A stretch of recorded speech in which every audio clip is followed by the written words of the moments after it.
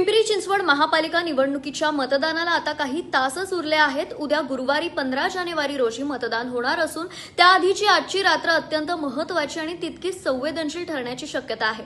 राजकीय भाषेत ही रात्र म्हणजे रात्र वैऱ्याची। दिवसभरातील उघड प्रचार संपला असला तरी मतदानाच्या आदल्या रात्री छुप्या प्रचाराला वेग येण्याची चिन्ह दिसत आहेत।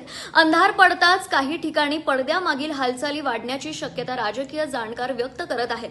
विशेषतः संवेदनशील भागांमध्ये मतदारांना आकर्षित करण्यासाठी पैशांचे वाटप, भेटवस्तू, जेवणाची व्यवस्था किंवा अन्य प्रलोभनांचे प्रकार घडू शकतात। रात्रीच्या वेळी काही कार्यकर्त्यांकडून घराघरात जाऊन संपर्क साधणे, गटागटाने फिरणे, फोन कॉल्स, मेसेज किंवा थेट भेटीगाठी करून मतदारांवर प्रभाव टाकण्याचे प्रयत्न होऊ शकतात। काही ठिकाणी प्रतिस्पर्धी पक्षांचे कार्यकर्ते आमनेसामने आल्यास वाद, शाब्दिक चकमक किंवा किरकोळ धक्काबुक्की होण्याचीही शक्यता नाकारता येत नाही। या पार्श्वभूमीवर पोलीस प्रशासन अलर्ट मोडवर आहे। शहरभर पोलिसांची गस्त वाढवण्यात आली असून संवेदनशील चौक, झोपडपट्टी परिसर, मुख्य रस्ते आणि दाट वसाहतींमध्ये विशेष लक्ष ठेवण्यात येत आहे।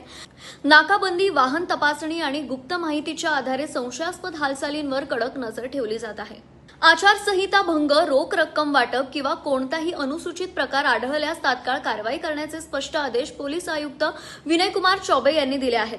एकूणच मतदानापूर्वीची आजची रात्र राजकीय डावपेचांसोबतच पोलिसांसाठी मोठी कसोटी ठरणार आहे। नागरिकांनी कोणत्याही प्रलोभनांना बळी न पडता निर्भयपणे मतदान करावे असे आवाहन प्रशासनाकडून करण्यात येत आहे।